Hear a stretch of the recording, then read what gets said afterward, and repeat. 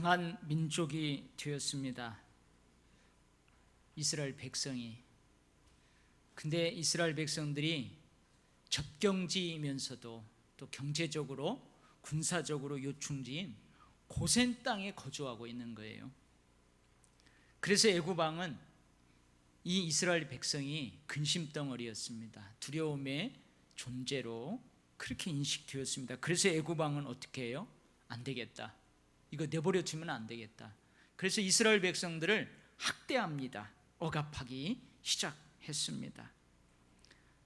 애굽의 역사적 인물인 요셉을 애써 모른 척합니다. 지금껏 그 후손들에게 베풀었던 특권과 특혜도 다 거두어 드립니다.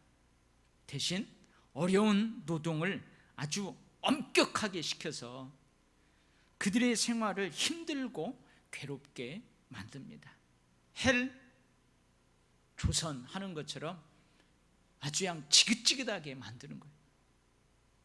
히브리 여인이 아이를 낳을 때요, 아들이면은 출산하는 어머니가 직접 그 남자 아이를 나일강에 던져 죽이라는 잔인한 명령을 내렸습니다.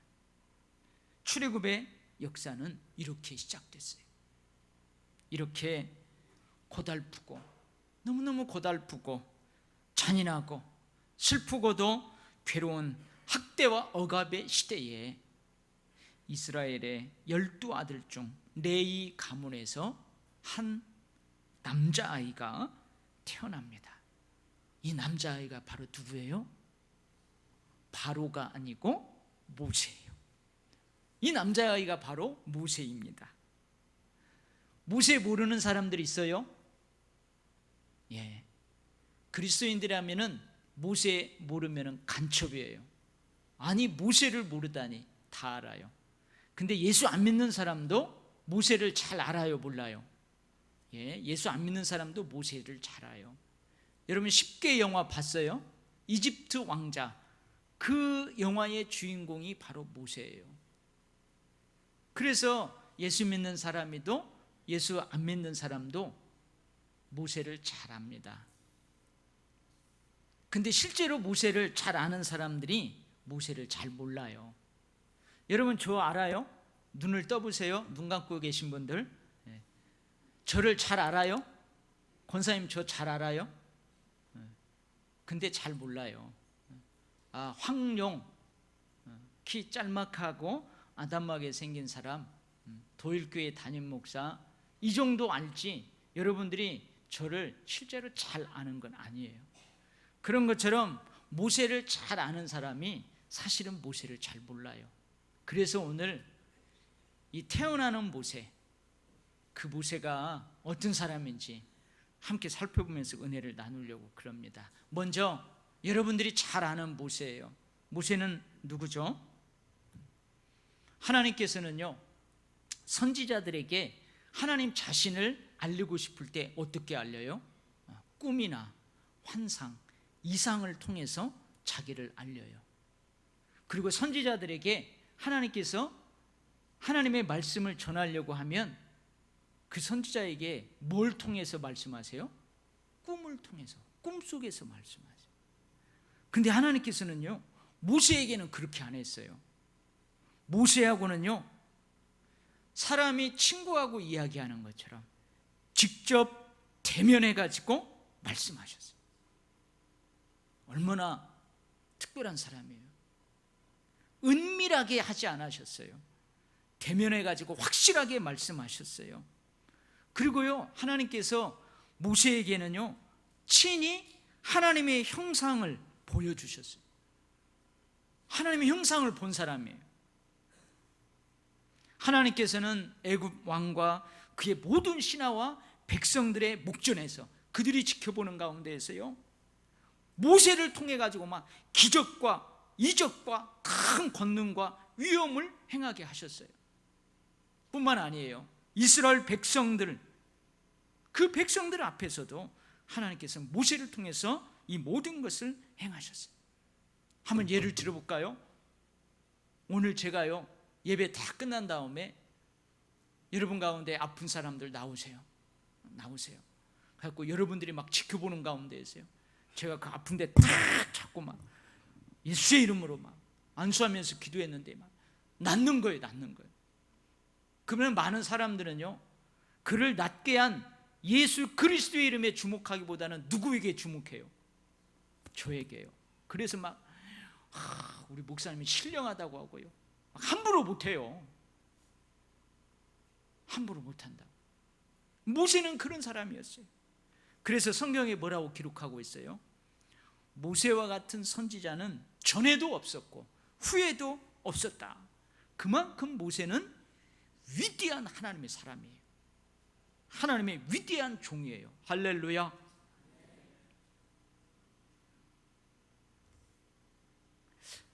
저를 포함한 여기 계신 분들은 대부분 위인전 한두 권은 읽어봤을 거예요. 위인전 한두 권은 읽어봤어요. 저 국민학교 다닐 때요, 저희 어머니 어려운데요, 어려웠어요. 근데요, 저 읽으라고 위인 전집, 그것을 그냥 거액을 줘가지고, 그것도 할부로 그걸 사줬어요. 그래서 저 초등학교 다닐 때 웬만한 집 그 책꽂이에는 위인 전집 한 질 정도는 쫙 꽂아져 있어요. 눈을 뜨세요.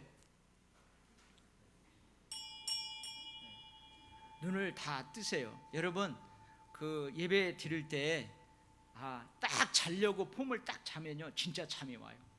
근데 오늘 내가 목사님의 입을 통해서 나오는 말씀, 내가 토시 하나라도 내가 안 놓쳐야 되겠다, 그러면요 잠 안 와요. 잠 오시는 분들은 일어서 가지고 저쪽 뒤에 가서 서 계시기 바랍니다. 저는 학교 다닐 때 그랬어요. 그리고 예배 드릴 때 실제로 제가 잠이 오잖아요. 그럼 쫙 뒤에 가서 서서 예배 드리곤 했어요, 저 자신이. 여러분 졸지 마세요. 어디까지 했죠? 금요 심야 기도에 나오신 분들은, 아니 우리 목사님이 저렇게 안 하셨는데 왜 저러시나 이해를 합니다. 그래요. 그렇게 읽었어요. 그러면서 이 선생님들, 부모님들은 그 위인 전집을 읽는 내 아들이, 내 제자들이 그 위인들처럼 나중에 훌륭한 사람이 되기를 그렇게 소망했어요. 저희 어머니가요 그렇게 했어요. 개천에서 용나라고. 근데 여러분, 제가 지금도 기억하면 그 위인의 삶을 담고 있는 대부분의 책들에는요 공통점이 있어요. 여러분, 어떤 공통점이 있냐면 그 위인을 영웅화한다는 거예요. 그죠? 영웅화를 넘어서서요 신격화예요. 신격화. 그래서 그 위인전에 나오는 그 위인을 낳은 엄마가 꼭 뭘 가져요? 태몽. 근데 그냥 태몽이 아니에요. 막 비범한 태몽을 꾸었다 그래요. 그리고 어떻게 해요? 그 위인이 태어날 때요 초자연적인 막 신비한 일들이 동네에서 일어나요. 동네에서 막 일어나요. 그것을 목격했다는 그 신비한 일들 등등을 기록해 놔요. 그리고 이 위인이 태어나 가지고 자라는 어릴 적에요 하는 행동이 비범해요. 다른 아이들하고는 막 틀려요. 눈이 초롱초롱하고요, 나이에 걸맞지 않게 비범했다는 등등 어쩌고 저쩌고 그걸 다 써놔요. 그래서 마치 어떻게 해요? 태어날 때부터 위대한 인물로, 마치 태어날 때부터 위대한 지도자로 태어나는 것처럼 그렇게 해놔요. 영웅으로 태어난 것처럼, 신비한 비범한 인물로 태어난 것처럼 그렇게 기록하고 있어요. 혹시 여러분들 가운데 우리나라 그 역대 대통령 그분들 한두 사람이요 그 자서전 비슷하게 내놓은 걸 저도 그거 읽어봤어요. 마찬가지예요. 거기도 여러분, 심지어 저 북한 김일성은 독립운동하는데 뭐 타고 독립운동했대요? 호랑이 타고 독립운동. 그 어렸을 때요 엄마가 젖이 안 나와가지고 백두산 호랑이 젖을 먹여서 그 사람 키웠다고. 그 사람들이 범상치 않구나. 대부분 그런단 그 말이에요. 대부분 이게 공통점이에요. 근데 모세는요, 이 모든 위인들보다도 훨씬 뛰어난 사람이에요. 위대한 사람이에요. 그렇다면 모세의 탄생, 모세의 어린 시절, 모세의 젊은 시절은 막 어떠했을까요? 모세가 막 태어났을 때요, 저 애굽의 왕궁이 막 흔들리는 막 역사가 일어나고요, 막 그런 역사가 일어났을까요? 모든 위인들의 탄생과 어린 시절이 그랬던 것처럼 여러분, 모세 역시 비범했고 신비했고 범상치 않았을까요? 한번 살펴보도록 해요. 근데 결론적으로 하면 그렇지 않아요. 당시 모든 이스라엘 백성들의 가족이 그랬듯이 애굽의 가혹한 학대를 감내해야만 하는 여러분 평범한 가정에서 태어났어요. 모세의 어머니 아버지도요, 옆집 아버지 어머니들처럼 일찍 피곤한 몸을 깨워 일으켰어야 돼요. 그래가지고 가서 뭐예요? 흙을 일겨서 벽돌을 만들고 짬짬이 농사일도 여러 가지 아주 어려운 노동, 엄한 노동으로 늘 피곤했어요. 생활에 피곤하고 너무 괴로웠어요. 모세의 어머니 역시 남자아이인 모세를 낳자마자 나일강에 버려야만 했어요. 이 잔인한 애굽의 명령에서 예외일 수는 없었어요. 그런데 모세의 어머니는 모세를 버리지 않았어요. 근데 모세의 어머니만 그렇겠어요? 저는 이 모세의 어머니가 석 달 동안 숨겨놨다고 했는데, 나는 이 잔인한 명령을 거부하면서 아이를 숨기고 어떻게든지 살리려고 했던 어머니가 많았을 것이라고 추측을 해봐요. 그게 부모의 마음이거든요. 근데 오늘 성경에 보면 이 모세의 어머니가 모세를 낳자 나일강에 던져서 죽여야 돼요. 사내 아이니까. 근데 그렇게 하지 못했던 이유가 있어요. 뭐라고 그래요? 2절 말씀에서 찾아봐요. 뭐 때문에 그랬대요? 아니, 나 보지 말고 성경 2절에서 찾아봐요. 에? 잘생겼기 때문에 그랬대요. 잘생겼다. 그러면 이 잘생긴 것이 막 낳자마자 막 눈이 초롱초롱하고 막 여기에 십자가가 다 그려져 있고 막 그랬다, 그 말이 아니에요. 한번 물어볼게요. 여기 어머니들 많은데 여러분들 임신해가지고요 10달 동안 자식을 품고 아이를 딱 낳았어요. 근데 여러분이 낳은 아이 잘생겼던가요? 못생겼던가요? 에? 거짓말 하지 마요. 진짜 못생기긴 못생겼어요. 쭈글쭈글하니. 근데요 잘생겼어요. 아이고, 그럼 왜 이렇게 잘생겼대? 아주 큰 인물이 될 거야. 여러분 다 그랬어요.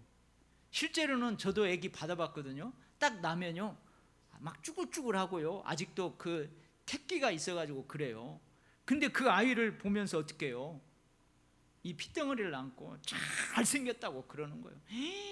너 큰 인물이 되겠구나. 이 어머니가 그래서 못 버린 거예요. 그러니까 모세의 어머니만 그러는 게 아니고 모든 어머니들은 그래요. 이게 부모의 마음이죠. 근데 특이한 점이 있어요. 너무나 평범해서 뭐 이게 특이한 거야, 우연이지 할 정도의 특이한 점이 한 가지 있어요. 이 부분에서 뭐가 있어요? 뭐가 특이해요? 여러분, 3개월 동안 안 들켰다는 것이 특이한 거예요. 그죠? 특이한 점이라면 특이한 점이에요. 3개월 동안 숨어서 키우는데 안 들켰어요. 그리고 또 특이한 게 뭐예요? 밀고자가 없었다는 거예요. 누군가요, 그 잔인한 애굽 왕의 명령을 지금 거역하고 있는 저 사람 내가 밀고하면 포상금 받을지도 몰라요. 근데 밀고하는 사람이 없었다는 거예요. 특이한 점이라면 이것이 특이한 점이에요. 여러분, 더 숨길 수가 없게 되었습니다. 그래서 어머니는 눈물을 머금고 모세를 나일강에 버려요. 나일강에 버려요. 그런데 그냥 버리지 않고 어떻게 버려요? 갈대 상자에다가 그 상자를 앙과 밖으로 역청과 나무 진을 칠하고 그 갈대 상자에 담아가지고 갈대 습지에다가 이렇게 띄워 보내요. 그리고 어떻게 해요? 행여나 해가지고 모세보다 일찍 태어난 딸아이가 있어요. 모세의 누님 미리암이라는 그 누이가요, 어떻게 되는지를 보려고 멀찍이서 따라가요. 그러지 않겠어요? 이러면 누나가요, 남동생 태어나서 3개월 동안 숨죽이면서 그거 엄마랑 같이 키웠어요. 근데 이제 버려야 된대요. 그러니까 어떻게 되나 하고 멀찍이 따라가요. 그래서요, 물결을 따라서 모세를 담은 그 갈대 상자가 이리 흔들리고 저리 흔들리고, 이리 휩쓸리고 저리 휩쓸린가 어디론가 이렇게 떠내려가요. 근데 이집트 왕자를 보면요, 그 참 나는 은혜스럽게 묘사를 했다고 생각하는데, 여러분 나일강에 뭐가 살아요? 습지에 뭐가 살아요? 악어가 산단 말이에요. 근데 그 이집트 왕자라는 만화를 보면은 이 악어가요, 뭐가 쫙 떠내려오니까 그것을 먹으려고 입을 쫙 벌리고 탁 물려고 하면은 그 바람이 불어갖고 물결이 쭉 가요. 그러니까 그 상자를 탁 먹으려고 하면 옆으로 탁 비켜가고 그래서 결국은 악어가요, 그 못 먹어요. 그걸 묘사해 놨어요. 여러분 특이한 점이 그거예요. 갈대 습지에 살고 있는 악어들이 그것을 먹잇감으로 못 먹는다는 거예요. 충분히 있을 수 있는 그 악어들의 공격, 그것으로도 먹잇감이 되지 않았다는 거예요. 이거 좀 특이해요. 모세가 담겨있는 갈대 상자는요, 때마침 누가요? 목욕하러 나왔어요. 누가? 애굽의 왕의 공주님이 그 목욕으로 나왔어요. 공주는 금세 이 아이가 히브리 여인이 낳은 버려진 아이, 왕의 명령으로 저 나일강에 던져 죽여야만 하는 그 아이라는 것을 금세 알아채요. 그런데 공주는 어떻게 해요? 그 울어대는 아이를 불쌍하게 여겨요. 불쌍하게 여겨요. 여러분 이럴 수도 있잖아요. 공주가 그 아이를 딱 보고 히브리 여인이 낳은 아들이라는 걸 알고, 아니 이거 아버지의 명령이었는데, 그래서 시녀들을 시켜서요, 그 아이를 저 멀리 안 보이게 그냥 던져버리라, 그럴 수도 있잖아요. 그런데 그 울어대는 아이 불쌍하게 여가지고 어떻게 해요? 자기 품에 꼭 끌어안아줘요. 그 지켜보던 모세의 누이가요, 모르는 척 재빠르게 어떻게 해가지고 공주님에게 다가가서, 공주님 히브리 여인 중에서 유모를 불러서 이 아이에게 젖을 먹일 수 있도록 제가 좀 할까요? 그렇게 물어봐요. 결국 모세는 자기를 낳아준 어머니의 젖을 먹고 살아요. 그리고 젖을 떼기까지 자기가 태어난 집에서 생모의 품에서 자라게 돼요. 근데 이걸 누구만 알아요? 미리암하고 어머니 모세의 가족밖에 몰라요. 그때는 아무도 몰라요. 아이가 자라 젖을 떼자 바로의 딸에게로 데려갑니다. 그리고 바로의 딸 공주는 모세를 양자로 삼아요. 자기 아들로 삼아요. 모세라는 이름 누가 지어줬어요? 바로 공주님이 지어준 이름이에요. 여러분 여기에서 특이한 점이 있어요. 근데 너무나 평범해가지고 우연처럼 보여가지고 특이하게 보이지 않는 특이한 점이 있어요. 여러분 그 갈대상자에 담겨진 모세를 누가 발견했다는 거예요? 때마침 목욕하러 나온 공주님이 발견했다는 거예요. 어메 인신매매나 어떤 사람을 종으로 팔아버리는 상인들에게 발견됐으면 어떻게 될 뻔했어요. 근데 공주에게 발견됐다네요. 그리고 더 특별한 점은 뭐냐면은 나일강에 던져서 죽어야 될 그 모세가 자기를 낳아준 엄마의 젖을 먹으면서 엄마의 품에서 자랐다는 거예요. 아, 이럴 줄 알았으면 3개월간 안 숨겨놓고 진작에 버릴 걸 그랬어요. 모세를 키우는 어머니가 지금 힘든 시기잖아요.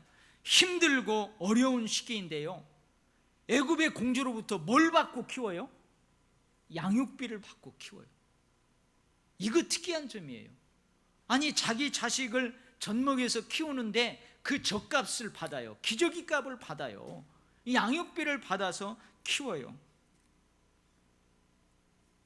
공주가 발견했지만 히브리 여인의 아이라는 사실을 확인하고 그냥 버려버릴 수도 있잖아요. 죽게 돼버려 볼 수도 있잖아요.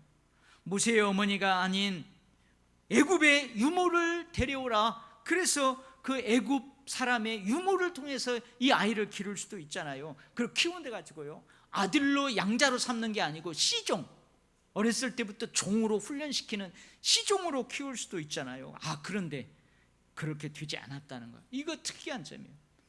제가 찾으니까 특이하게 보이는 거예요. 이렇게 모세는 애굽의 궁궐에서 애굽의 공주의 아들로 성장했어요. 히브리임에도 불구하고 모세는 애굽의 궁궐이 공주의 품이 험악한 시대에 생명을 보호받는 생명싸개와 같았어요.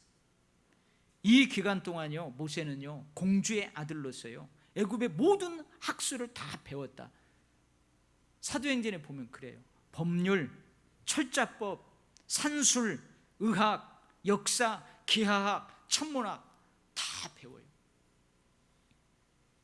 이런 모세는 자신이 왕궁에서 공주의 아들로 자라고 있었지만 자기가 히브리인이라는 사실을 알고 있었어요. 그래서 여러분, 궁궐을 떠나서 히브리인들이 험악한 노동을 하고 있는 그곳에 자주 나가는 때도 있었어요. 근데 자기는 학대받지 않고 성장해요. 히브리임에도 불구하고. 그런데 민족들은요, 자기 동족들은요 학대를 받으면서 생활하는 그것을 늘 지켜봤어요. 그러던 어느 날 고된 노동의 현장에서요, 이 히브리인을 아주 심하게 채찍질하는 애굽 사람을 어떻게 해요? 쳐 죽여버려요. 벽돌로요 뒤에 가지고 탁 쳐서 죽여가지고 어떻게 해요? 모래에다가 묻어버려요. 그리고 이튿날 발각돼요. 주위 둘러봐가지고 아무도 없는 줄 알고 죽였는데 누군가가 보고 있었어요. 누가 보고 있었어요? 히브리인이 보고 있었어요. 근데 그 다음날 나갔더니, 여러분 지금 우리나라 막 똘똘 뭉치죠. 그래가지고 막 그 물건 안 사기 운동도 하고 여행 그쪽으로 안 가기로 막 하고 똘똘 뭉치잖아요. 근데 어디만 안 뭉치고 있어요? 국회만 안 뭉치고 있죠. 여러분 지금 힘들고 어려운 시대에 같은 동포끼리요 서로 위로하고 똘똘 뭉쳐도 지금 살기 힘든 판에 모세가 나가서 보니까요 같은 동족끼리 막 싸우고 있어요.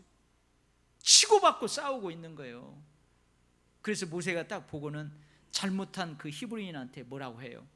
여보시오, 왜 동족들하고 싸워요? 왜 이렇게 두드려 패요? 왜 이렇게 그렇게 못 잡아먹어서 다녀요? 그렇지 마요. 그러니까 여러분, 자기 잘못을 지적하는 그 사람이 기분이 좋겠어요, 안 좋겠어요? 기분 나쁘지. 그러니까 당신이 뭔데 그래? 어저께 애굽 사람 쳐 죽이더만 나도 쳐 죽이려고 그래요? 모세가 깜짝 놀라요. 숨길 줄 알았는데 탈로가 난 거예요. 그래서 어떻게 해요? 이 일로 인해 모세는 왕궁에서의 안락한 생활, 애굽 공주의 아들로 특별 보호를 받던 그 공주의 품에서 떠나게 돼요. 그것도요 쫓기는 살인자의 처지가 되어가지고 떠나요. 이때 모세의 나이가 몇 살이었대요? 40세였대요 40살까지 왕궁에서 호화롭게 그렇게 살았어요. 미디안 광야로 도망한 모세는요 그 미디안 제사장의 딸과 결혼해가지고 가정을 꾸리고 게르솜이라는 아들을 낳고 애굽을 까맣게 잊고 살아요. 궁궐도 공주님도 자기 양엄마죠, 엄마도, 그리고 학대받는 자기의 동족도 까맣게 잊고 거기에서 몇 년을 살아요? 40년을 그렇게 살아요. 어쩌면 미디안 광야에서의 살인자 모세는요 미디안 광야가 살인자 모세를 보호하고 양육하는 생명싸개가 돼요. 여러분, 이 사건에서도 좀 특이한 점이 있습니다. 특이한 점이 있는데요, 그게 뭐냐면 여러분, 애굽 왕 그리고 왕의 가족들은요 그 당시 절대 권력을 가지고 있는 거예요. 왕정시대예요. 절대 군주 제도 하에서는요 왕이 곧 신이에요. 신. 애굽 왕 바로가 신이라고요. 그 가족들은요 절대 권력을 가지고 있어요. 그러니까 모세는요 애굽 공주의 아들이에요. 왕자의 신분이란 말이에요. 왕과 그의 가족들이요 사람 하나, 하찮은 사람 하나 죽였다고 해서 큰 문제가 되지 않는 그 시대예요. 지금이야 큰일 나죠. 지금이야 만약에 대통령이요 사람을 하나 죽였다. 난리 나요. 그 사람 하야해야 돼요. 탄핵받고 그래. 근데 이 모세 시대는 그렇지 않단 말이에요. 근데 모세의 살해 사건은요, 모세의 생명을 위협할 정도로 큰 문제가 됐어요. 그러지 않아야 된다고요, 그 시대에 보면. 근데 왜 그럴까? 이거 특이한데 그 이유가 있었어요. 그게 뭐냐면 이 모세가 살해를 했던 그 시대에 애굽을 다스리던 왕이 있었어요. 왕. 근데 이 왕은 자기 아버지가 정실 부인 왕비하고 결혼해서 낳은 아들이 아니에요. 누구하고 이렇게 해가지고 낳은 아들이냐면 궁녀, 하녀하고 이렇게 해가지고 낳은 아들이에요. 근데 자기 아버지의 아내는 그때 누구였느냐? 아버지 아내가 모세를 아들로 입양했던 그 공주님이 왕비였어요. 왕비. 근데 이 모세를 입양한 그 공주님이 왕비가 되었는데 애를 못 낳아요. 애를 못 낳아. 그러니까 자기 아버지가 이 왕비하고 애를 못 낳으니까 궁녀를 통해서 아들을 본 거예요. 그러니까 이 애를 못 낳는 그 왕비, 전에 공주였던 그분이 여러분 모세를 얼마나 끔찍하게 여기겠어요. 근데 그 아버지가 일찍 돌아가세요. 그러니까 누가 실권을 장악해요? 모세를 아들로 입양한 그 공주님, 왕비가 된 그분이 실권을 장악하는 거예요. 그러니까 누가 왕이 될 가능성이 많아요? 모세가 왕이 될 가능성이, 궁녀에게 낳은 아들보다. 근데 결국은 누가 왕이 되냐면은 그 궁녀를 통해서 낳은 그 아들이 왕이 돼요. 그러니까 이 왕은 항상 모세가 위협적인 존재예요. 자기의 왕권을 위협할 수 있는 정적이에요. 정치적인 적이에요. 근데 히브리인이 와가지고 고발을 하는데요, 모세가 사람을 죽였다는 거예요. 그것도 애굽 사람을 죽였다는 거예요. 그것도 감독자 중에서 한 사람을 죽였다. 이렇게 막 밀고를 해버리는 거예요. 그러니까 어떻게 했어요? 그 왕이 잘 됐다. 이걸 통해서 저 모세를 제거해야 되겠다. 그러니까 모세가 어떻게 해요? 이걸 알고 도망가요. 어쩔 수 없이 도망가요. 이게 좀 특별한 거예요. 특이한 정치적 상황으로 모세가 애굽의 왕걸과 애굽 왕자의 신분을 버리고 미디안 광야로 도망해야만 한다는 거예요. 여러분 어떻습니까?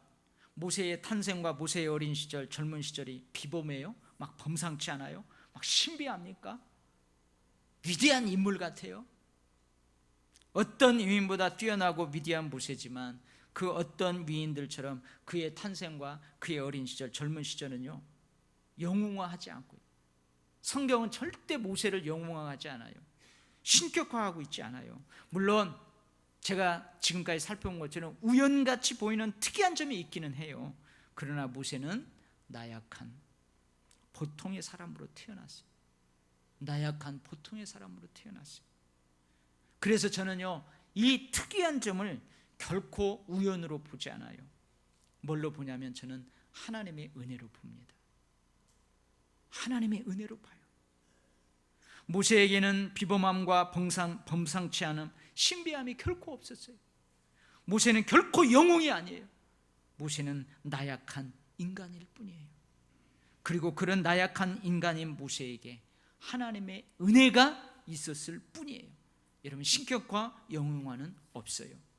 근데 제가요 이 나약한 인간 모세를 향한 하나님의 그 은혜와 섭리가 있었을 뿐이다 이렇게 말하는 몇 가지 근거가 있어요. 첫 번째 근거는 뭐냐면요, 여러분 더 숨길 수 없게 되자 모세를 어디에다 담아가지고 버려요? 어디에다 담았어요? 갈대 상자에다가 담아서 버려요. 근데요 우리나라 상자라고 번역한 원래의 히브리어 단어가 있어요. 그 단어는요 그냥 단어가 아니에요. 테바라는 특수하고 특별한 히브리 단어예요. 테바라는 단어. 근데 이 단어는요 창세기에서도 한번 쓰였어요. 어디에서 쓰였냐면 창세기 6장에 보면 하나님이 세상을 심판하려고 그래요. 그때 노아를 통해서 뭘 만들려고 그래요? 방주를 만들려고 그래요. 근데 방주라고 번역한 그 원래의 히브리어 단어가 바로 테바라는 단어예요. 그러니까 상자, 오늘 모세를 담았던 상자, 다른 상자가 아니고 모세를 담았던 그 갈대 상자를 테바라고 한다 그 말이에요. 그래서요, 히브리인들은 이 성경을 딱 읽을 때 테바라는 단어를 딱 읽으면서 그냥 문자적인 의미만 읽는 게 아니에요. 이 단어를 딱 대할 때 히브리인들은요, 상징적인 의미를 가슴에 팍 새기는 거예요. 어떤 상징적인 의미가 있어요? 죄악으로 세상을 심판하시는 하나님의 진노 중에서 하나님께서 하나님의 백성을 온전히 보존하시고 구원하시는 그 하나님의 은혜의 처소라는 그런 의미를 생각하게 돼요. 그죠? 온 천지가 물에 다 잠겼잖아요. 근데 하나님이 선택한 그 이스라엘, 아니 그 노아 가족들은, 그리고 선택된 그 짐승들은요, 그 방주 안에서요 보호함을 받아요. 구원함을 받아요. 그런 상징적인 의미가 있어요. 그래서 모세를 담은 갈대 상자의 상자라는 단어를 딱 대하면서 어떤 생각을 해요? 아, 이것은 하나님의 은혜구나. 학대받는 괴롭고 잔인하고 슬픈 시대에, 아, 이것은 모세를 보존하시고 구원하시는 하나님의 은혜구나, 이런 생각을 한다 그 말이에요. 그러니 이건 우연이 아니에요. 하나님의 은혜예요. 또 한 가지 근거가 있는데요, 그건 뭐냐면 그 공주님이 지어준 모세라는 이름의 뜻이에요. 모세라는 이름의 뜻.